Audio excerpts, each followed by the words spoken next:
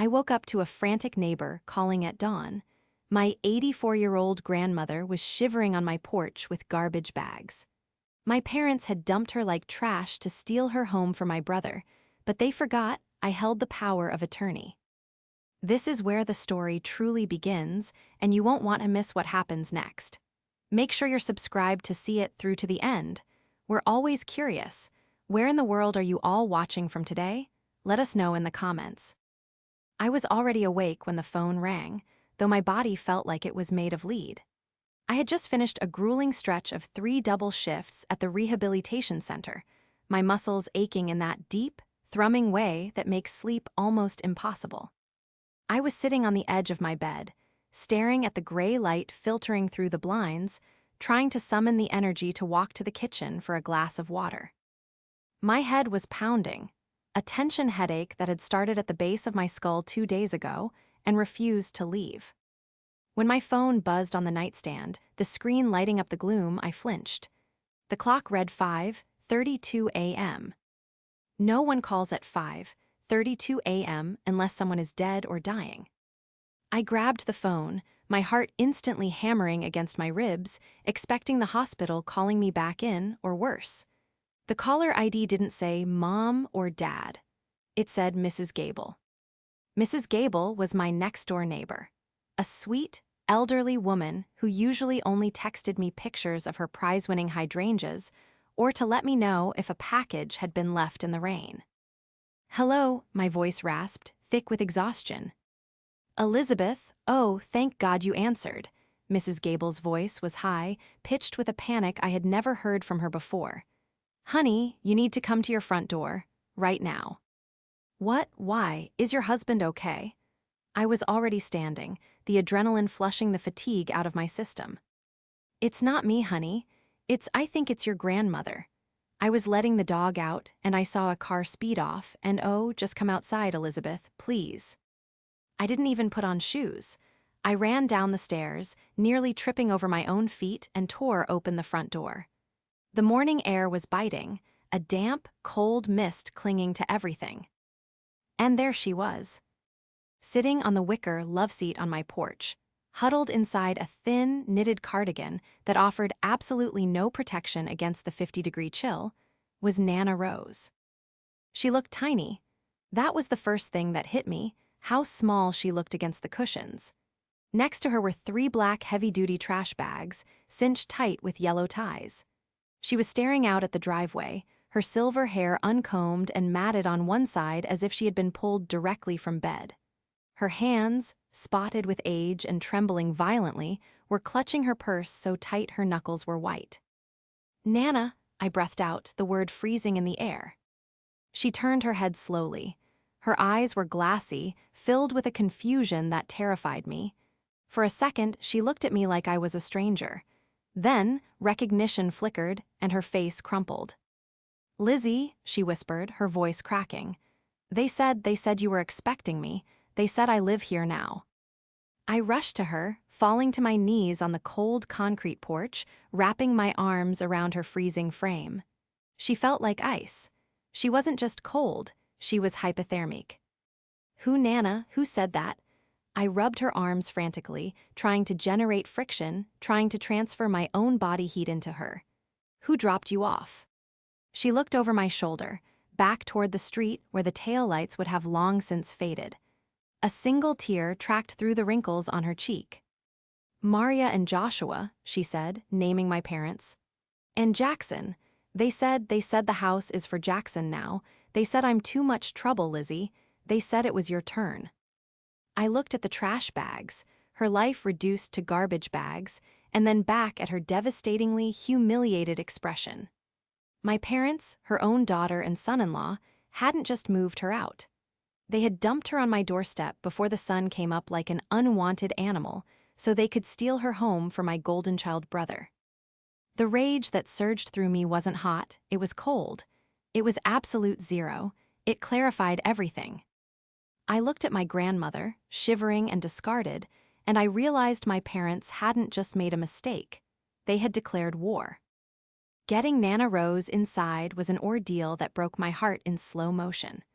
Her legs were stiff from the cold and the car ride, and every movement seemed to cause her pain. I practically carried her into the living room, her weight negligible against my shoulder. I settled her onto the sofa and immediately went into professional mode, my training as a physical therapist taking over where my emotions couldn't handle the load. I cranked the thermostat up to 75. I ran to the linen closet and pulled out the heated throw blanket and the thick down comforter. I wrapped her like a cocoon, tucking the edges in around her shaking shoulders.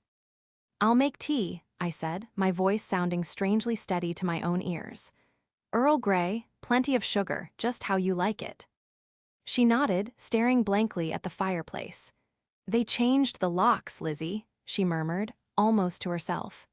"I tried to use my key to get back in to get my photo album, the one with your grandfather, but the key wouldn't turn." Jaxon was laughing inside. I stopped in the hallway, my hands balled into fists so tight my fingernails cut into my palms. Jaxon, my 28-year-old brother, who had never held a job for longer than 6 months, was laughing while our 84-year-old grandmother was locked out of her own home. I went to the kitchen, put the kettle on, and pulled out my phone. My hands were shaking now, not from cold, but from a fury so intense it made my vision blur. I dialed my mother, Maria. It went to voicemail. I dialed my father, Joshua. Voicemail. I dialed Jaxon. It rang 4 times, and then a groggy voice answered. "What? Liz, it's not even 6 a.m. Why are you calling?" "Put Mom on the phone," I said. My voice was low, dangerous. "She's busy, we're moving boxes. It's a big day," Jaxon muttered, sounding annoyed. "Look, did Nana get there? We dropped her off like 20 minutes ago. Mom said you'd be up." "You dropped her on the porch, Jaxon, in the cold, with trash bags." "Yeah, well, we rang the bell," he lied. I knew he was lying. My dog would have barked. "She's your problem now, Liz. Mom and Dad said you have the space, and since you're single and all, you have the time. Julia and I need the house. We're pregnant again, and the apartment is too small." "You need the house?" I repeated, gripping the phone so hard the case creaked. "It's Nana's house, Jaxon. She has lived there for 40 years. "Not anymore," Jaxon scoffed. "Mom and Dad said she's incompetent. They're handling her affairs now. And they decided the house is better suited for a growing family than, a vegetable." "She is not a vegetable, you moron. She's lucid. She's scared." "Whatever. Look, don't call here causing drama. Mom said if you make a fuss, they'll cut you off from the family entirely. Just do your job, Liz. Take care of old people. It's what you do, right?" He hung up. The silence in the kitchen was deafening. The kettle started to whistle, a high, shrieking sound that matched the screaming in my head. I made the tea. I forced myself to breathe. In through the nose, out through the mouth. I couldn't lose it, not yet. Nana needed me. I walked back into the living room. Nana had stopped shivering, but she looked small and defeated. "They took it all, didn't they?" she asked softly. I set the tea down and sat beside her, taking her hand. "They think they did, Nana. They think they've won." She looked at me, eyes filled with tears. "I don't want to be a burden, Elizabeth. I can go to a home. I have some savings." "You are staying right here," I said firmly. "And you are not going to a home. That house is yours. They can't just take it." "Your father said they have power of attorney," she whispered, looking down at her lap. "He said he signed the papers last week while I was napping." I froze. A dark, twisted smile touched my lips. It was the smile of a hunter who realizes the prey has just stepped directly into the snare. "He said he signed them last week," I asked, clarifying. "Yes," he waved a paper at me. I squeezed her hand, a surge of vindictive triumph rushing through my veins. My parents, in their arrogance and greed, had made a fatal calculation error. They assumed Nana was just a senile old woman who didn't remember what she had done 3 years ago, right after Granddad died. They thought they had the power, but they had forgotten one crucial thing. To understand why this betrayal cut so deep, you have to understand the dynamic of my family. I have always been the reliable one, the invisible one. When I was in college, I worked 2 jobs to pay my tuition so my parents wouldn't have to contribute a dime. When I graduated and became a physical therapist, I was the one who came over to mow their lawn, the one who drove them to the airport, the one who managed their appointments. Jaxon was the golden boy, the sun around which Maria and Joshua orbited. He was 28, but in their eyes, he was a prodigy who just hadn't found his footing yet. He had started 5 different businesses, all funded by my parents, and all of them had failed spectacularly. Yet, every time he crashed, Maria and Joshua were there with a soft landing and a checkbook. Then came Julia. My sister-in-law was a piece of work. She was 26, an influencer with 2,000 followers who believed she was destined for a mansion and a luxury lifestyle. She looked at people like me. People who worked set hours and wore scrubs with veiled contempt. To Julia, appearances were everything. Nana Rose had always been the buffer. She was the only one who saw me. When I was 10 and my parents forgot my birthday because Jaxon had a soccer game, Nana Rose showed up with a homemade cake and a locket. She paid for my books in grad school. She was my rock. And for the last year, my parents had been circling her like vultures. I sat there in the living room, watching Nana sip her tea, and the pieces started to click together. I remembered the dinner 2 months ago. We were all at my parents' house. Julia had been complaining loudly about their apartment. "It's just so cramping for my creativity," Julia had whined, swirling her wine. "And with the baby coming, we need space. We need a yard." My mother, Maria, had looked at her with adoring eyes. "Oh, we know, honey. Joshua and I are working on a solution. We want Jaxon to have the best start." Then my father, Joshua, had turned his gaze to Nana Rose, who was eating quietly at the end of the table. "Mom," Joshua had said, his voice slick and oily, "you know, that big house is a lot for you to manage alone. The stairs, the maintenance, it's dangerous." "I'm fine, Joshua," Nana had replied sharply. "I have a gardener, I sleep on the first floor, I'm not invalid." Joshua had exchanged a look with Maria, a look I now recognized as pure malice. "We're just thinking of your safety, Mom, and thinking of the family legacy. Jaxon needs a start." I had intervened then. "Nana is fine. If she needs help, I'm there 3 times a week." They had ignored me. They always ignored me. But I hadn't realized they were plotting a coup. The antagonist here wasn't just Jaxon and his entitlement. It was my parents, Maria and Joshua. They were the architects. Joshua, a mid-level manager who spent money he didn't have to look rich, and Maria, a social climber who desperately wanted to brag about her son's estate. They viewed Nana's house, a beautiful, paid-off Victorian in the historic district, not as her home, but as an asset wasting away on an old woman. They felt entitled to it. And now they had made their move. They had physically removed her, changed the locks, and installed the golden child. I looked at Nana, who had fallen asleep sitting up, exhausted by the trauma of the morning. "They think you're weak, Nana," I whispered to the sleeping woman. "They think I'm passive." My phone pinged. It was a text from Julia. "Hey Liz, so exciting about the move. Jaxon said you have Nana. Thanks so much for taking her, it's a huge relief for us. We're going to do a massive reno on the house, gutting that dusty old kitchen first. Total farmhouse vibes. We're having a housewarming next Saturday. You should come, but leave Nana, she might be confused." Gutting the kitchen. Nana's kitchen. The kitchen where she taught me to bake, where we had our secrets. I stared at the text. The audacity was breathtaking. They truly believed they had won. They believed that because they were the parents and the brother, I would just roll over and accept the new reality to keep the peace. I stood up and walked to my home office. I unlocked the fireproof safe in the closet. My hands weren't shaking anymore. I pulled out a thick blue folder. I opened it and scanned the document inside, checking the dates, checking the signatures, checking the notarized stamp. 3 years ago, when Nana had a minor scare, she had come to me. Not her son, me. "I don't trust Joshua," she had said. "He looks at my checkbook too often." We had gone to a lawyer, a very expensive, very thorough lawyer. I looked at the document in my hand, irrevocable trust. And the second document, durable power of attorney, granting Elizabeth Ann Miller's sole decision-making power over all assets, explicitly revoking any prior or future claims by Joshua Miller. My father had signed papers with Nana last week. Whatever he had her sign was void. It was toilet paper. The house wasn't in Nana's name anymore. It was in the trust. And I was the trustee. Julia wants farmhouse vibes, I said to the empty room, closing the folder with a snap. Let's see how she likes the vibe of an eviction notice. I didn't go to work that day.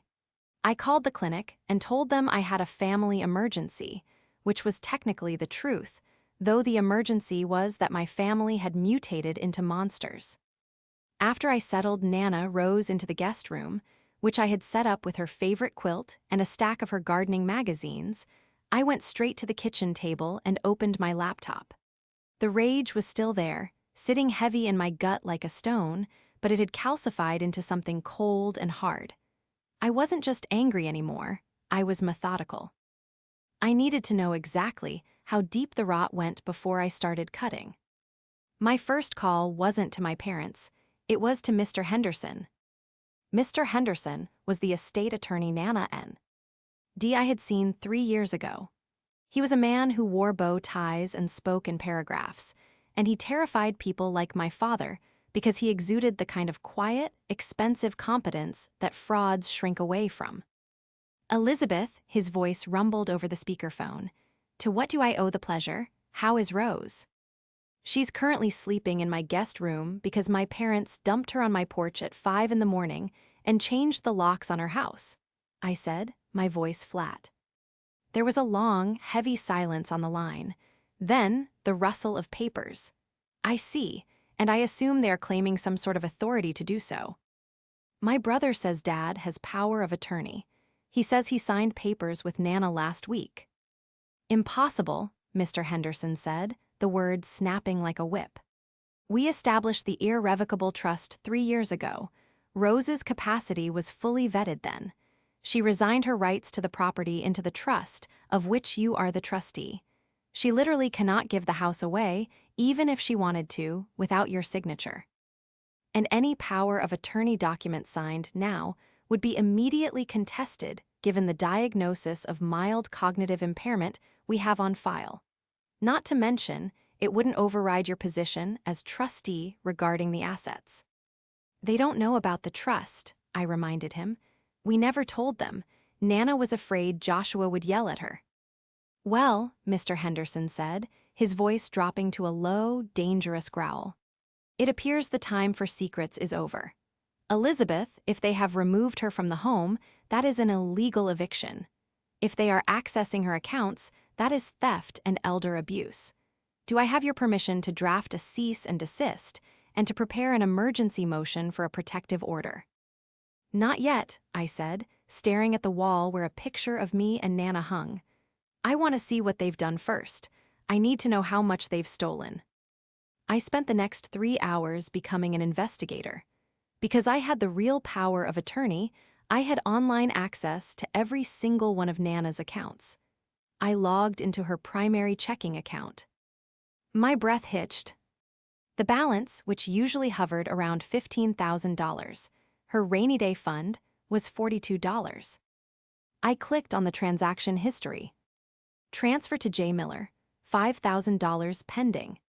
Transfer to J. Miller, $5,000 cleared yesterday.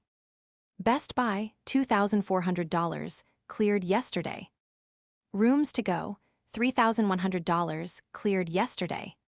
They weren't just moving into the house, they were looting her life to furnish it. I checked her savings, drained. I checked her pension deposit, redirected.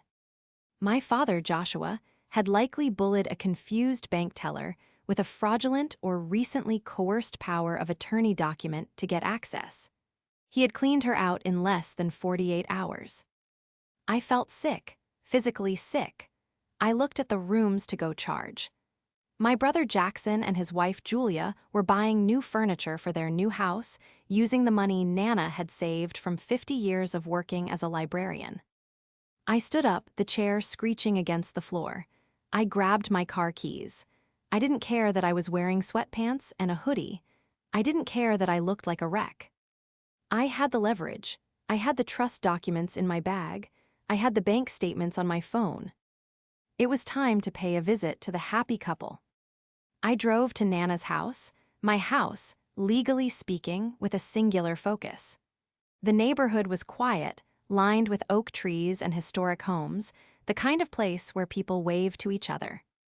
But as I pulled into the driveway, the peace was shattered. A massive dumpster was sitting in the middle of the driveway. It was already half full.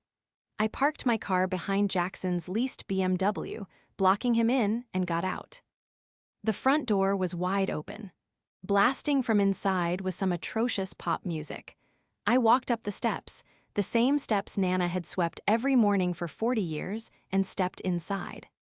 The scene was a desecration. Julia was standing in the middle of the living room, pointing at the wall.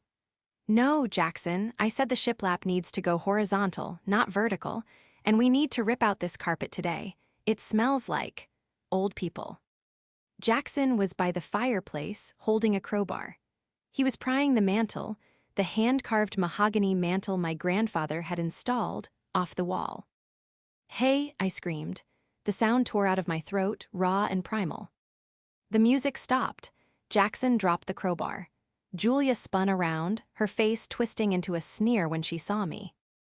"Jesus, Liz," Jaxon said, wiping sweat from his forehead. "You can't just walk in here. We're busy. Did you take the old lady?" "Her name is Nana," I said, walking further into the room. My eyes scanned the space.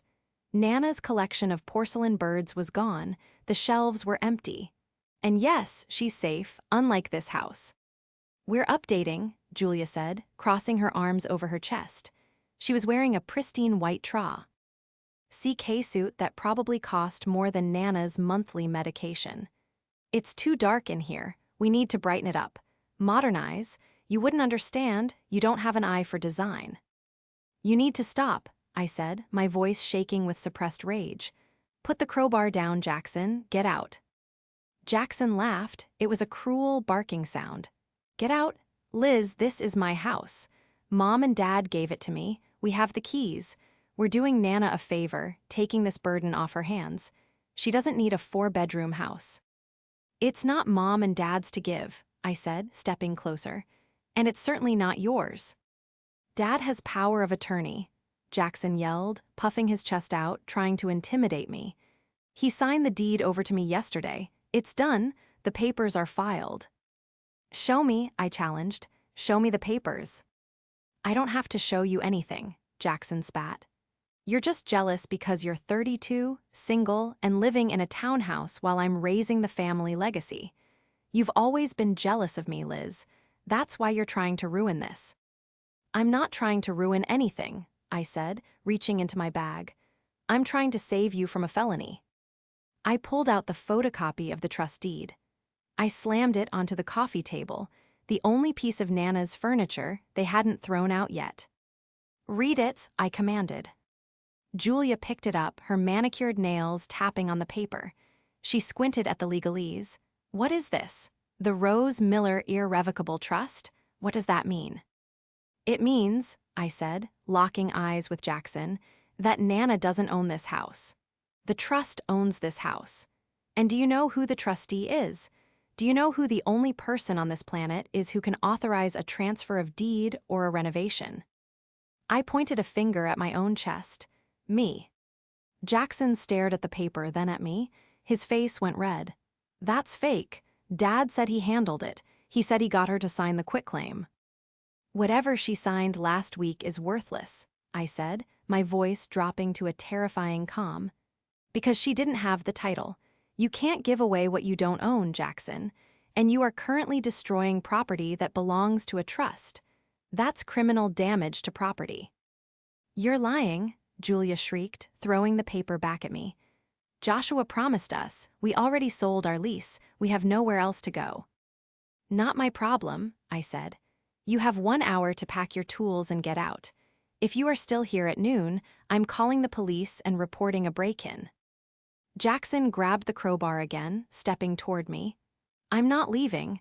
Dad said this is mine. He said you try to pull something like this. He said you're manipulative. Call him, I said, not flinching. Call Dad, tell him about the trust, see what he says. Jaxon pulled out his phone, his hands shaking with rage. He dialed, put it on speaker. Dad, Liz is here, she's showing us some paper, some trust thing. She says she owns the house. My father's voice crackled through the speaker, dripping with arrogance. Don't listen to her, son. She's bluffing. She's always been dramatic.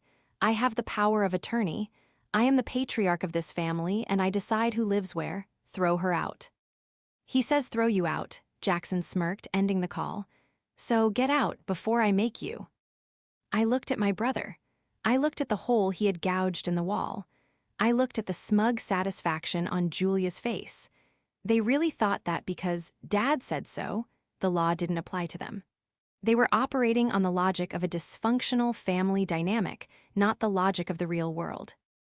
Okay, I said, picking up the document. I'm leaving, but Jaxon, when the police come, don't say I didn't warn you. I walked out. I didn't go to the police station. Not yet. I had one more stop to make. I needed to seal the tomb they had just dug for themselves. I sat in my car around the corner, watching the house. I saw Jaxon come out and throw another armful of Nana's books into the dumpster. They weren't stopping. My father's reassurance had emboldened them. They were doubling down. My phone rang. It was Maria, my mother. I stared at the screen for a long moment before answering. I needed to hear it. I needed to hear her defend this. Elizabeth Ann Miller, she hissed the moment I picked up. How dare you go over there and upset your brother? Julia is pregnant. You are causing her stress. You threw Nana out like garbage, Mom, I said. You dumped your own mother on a porch in the cold. We did what was necessary, she snapped. She's gone, Elizabeth. Her mind is gone. She doesn't need that space. Jaxon is the future of this family. We made an executive decision. You should be thanking us for handling the logistics. Handling the logistics? You stole her money. I saw the transfers, Mom. $10,000 to Jaxon, furniture stores. That is none of your business, she shrieked. We are her guardians, we decide how her money is spent. And spending it on housing for her great-grandchild is what she would have wanted if she were lucid.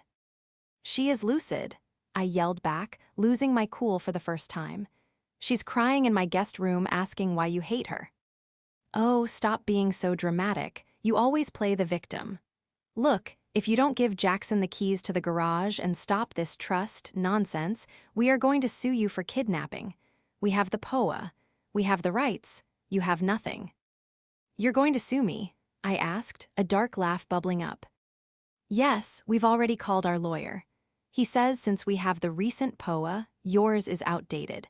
So bring her back or bring her to the facility we picked out and stay out of Jaxon's way. He's hosting a housewarming party on Saturday for the whole family and the church group. Don't ruin it for him. A housewarming party, I repeated, on Saturday. Yes, and you are not invited unless you apologize. She hung up. I sat there, the phone warm in my hand. They were having a party. They were inviting the extended family, aunts, uncles, cousins, and the church group. They were going to parade their theft in front of everyone, disguised as a blessing.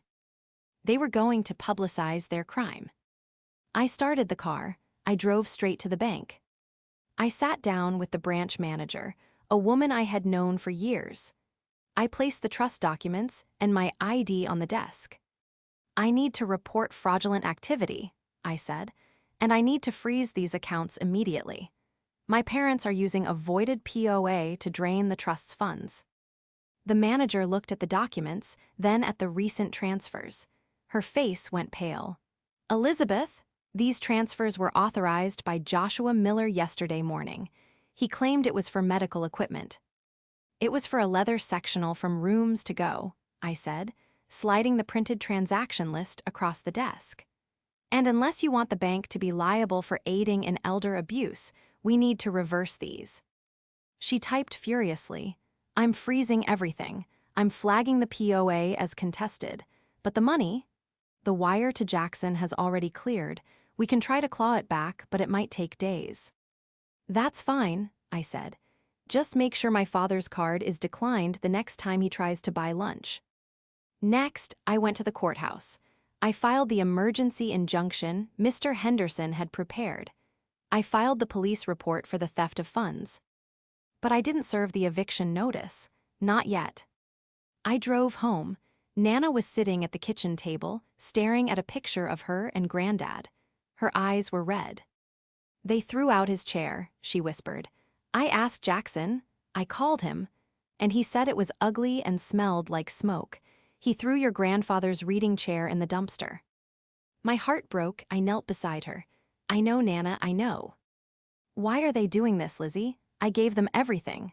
I paid for Jaxon's college. I paid for Joshua's car. Because they are greedy, Nana, and because they think we won't fight back. I don't want to fight, she sobbed. I just want to go home. You will, I promised. Saturday, we're going to get you home on Saturday. I spent the next 2 days preparing. I didn't call them. I ignored their texts. I let them think I was cowed. I let them think I was afraid of their threat to sue. I received a text from my cousin Sarah on Friday. Hey Liz, are you coming to Jaxon's housewarming tomorrow? It's kind of weird that they moved in so fast. Is Nana okay? Aunt Maria says Nana is in a facility now. I replied, Nana is fine. And yes, we will be there. We wouldn't miss it. I looked at the pile of evidence on my desk. The bank statements showing the theft. The trust deed proving ownership. The photos I had taken of the dumpster filled with Nana's memories. They wanted a housewarming party. They wanted to show off their new kingdom to the church and the family. Fine, I would bring the housewarming gift. I picked up the phone and called Mr. Henderson. Is the paperwork ready? I asked. It is, he replied. Sheriff's deputies are booked for a civil standby at 2:00 p.m. Saturday. Perfect, I said. The party starts at 1:00. Elizabeth, Mr. Henderson warned, this will be ugly. They put an 84-year-old woman on a porch in freezing weather, I said. I don't want it to be pretty. I want it to be final. Saturday afternoon was bright and sunny, the kind of deceptively cheerful weather that makes disasters feel surreal. I pulled my car up to the curb 3 houses down from Nana's place. In the passenger seat, Nana Rose was dressed in her Sunday best, a navy blue dress she had insisted on wearing despite her trembling hands.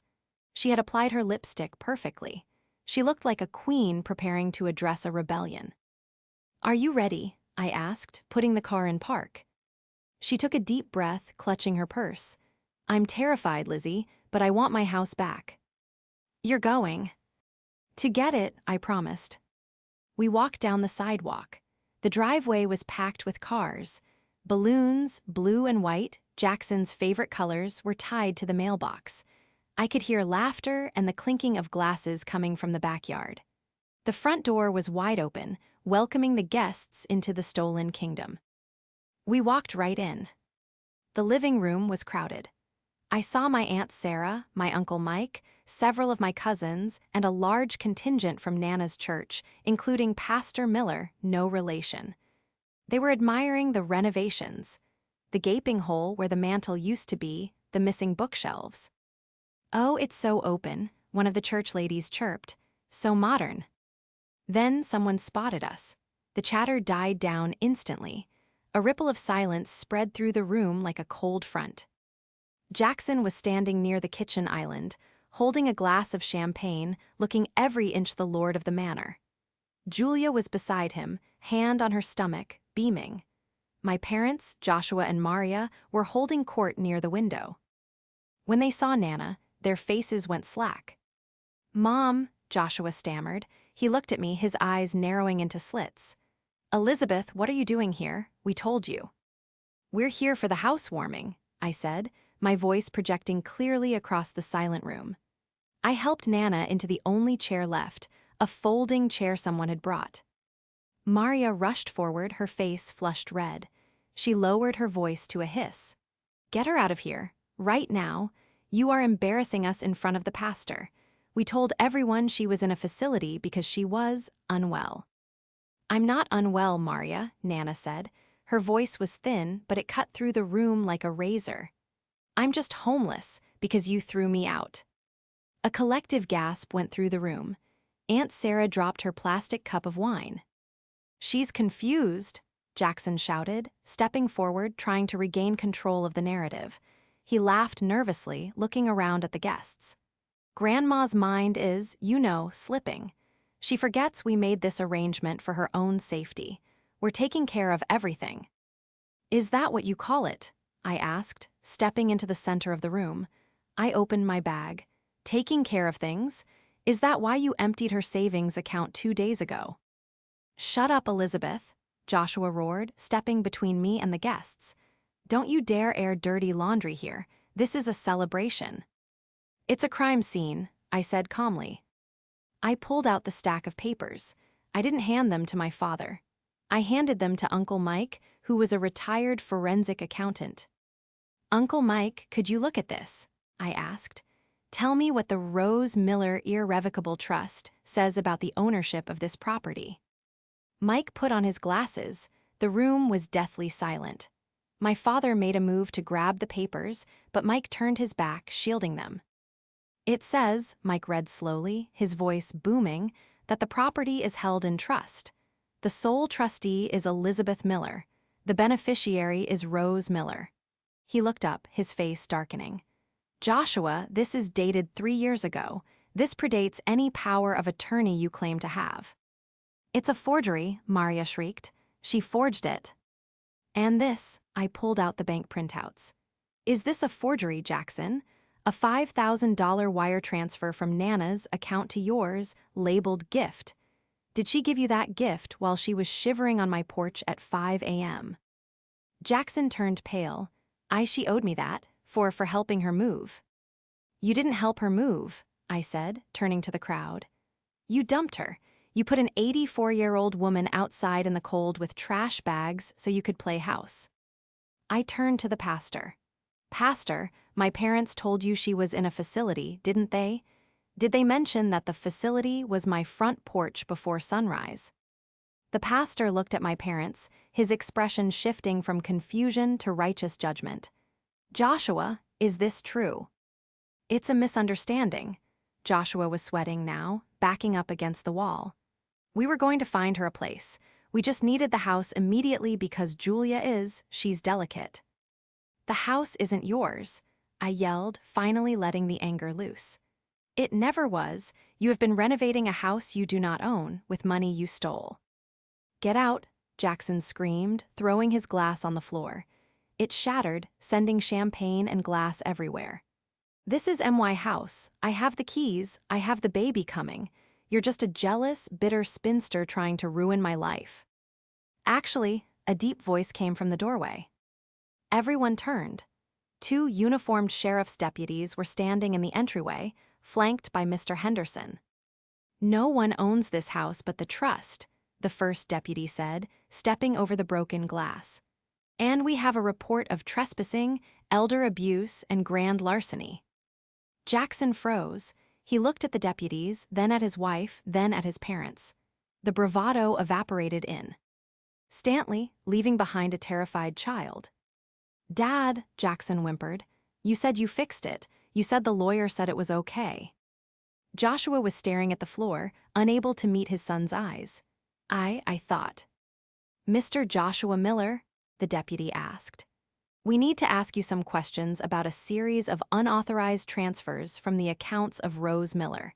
And Mr. Jaxon Miller, we need to speak to you about the destruction of property inside a residence you do not have a lease for. Julia burst into tears. But we bought furniture, we sold our apartment, we have nowhere to go. I walked over to Nana. She was sitting straight, watching the people who had tormented her crumble. She looked at Jaxon, who was now crying as the deputy asked for his ID. Nana, Jaxon pleaded, seeing the handcuffs come out. Tell them you said we could live here. Please, I can't go to jail, I have a baby. Nana Rose looked at him. She didn't look angry anymore. She just looked incredibly tired. "I never said you could have my house, Jaxon," she said softly. "And I certainly never said you could throw away your grandfather's chair." "Ma'am," the deputy said to me, "do you want them removed from the premises?" I looked at Jaxon, sobbing. I looked at my parents, cowering under the glare of the entire church congregation. "Yes," I said, "I want them all out now." The exodus was humiliating and absolute. Under the watchful eyes of the deputies, Jaxon and Julia had to pack their personal bags, mostly just the clothes they had brought for the weekend, and leave. They weren't allowed to take the new furniture they had bought with stolen money. The deputies said it was now evidence in a theft investigation. My parents tried to leave with dignity, but it's hard to be dignified when your own brother, Uncle Mike, is shouting at you about being a disgrace to the family name. The pastor followed them to their car, presumably to have a very long conversation about their souls, though I suspected their reputation in the community was damaged beyond repair. By 4:00 p.m., the house was quiet. The guests had left, murmuring apologies to Nana, hugging her, promising to bring casseroles. They were shocked, yes, but mostly they were relieved that someone had finally stood up to Joshua and Maria's bullying. I stood in the living room with Nana. It was a mess. The walls were damaged, the carpet was torn up in the corner, and the smell of cheap champagne hung in the air. "It's going to take some work to fix this," I said, looking at the empty spot where the mantel used to be. Nana smiled. It was the first genuine smile I had seen in days. "We have time, Lizzie. We have plenty of time." The fallout over the next few weeks was catastrophic for them, and peaceful for us. Jaxon and Julia had to move into my parents' basement, a poetic justice that I savored. Without the free house and the stolen funds, the tension in their marriage exploded. I heard through the grapevine that Julia was already staying with her own mother more often than not. My parents faced serious charges. Because Mr. Henderson was ruthless, they were hit with fraud and elder abuse charges. To avoid prison, they accepted a plea deal: full restitution of every cent stolen, a permanent restraining order keeping them away from Nana and the property, and probation. They had to take a second mortgage on their own house to pay Nana back. They were financially crippled and socially ostracized. As for me, I moved in with Nana, not as a caretaker, but as a roommate.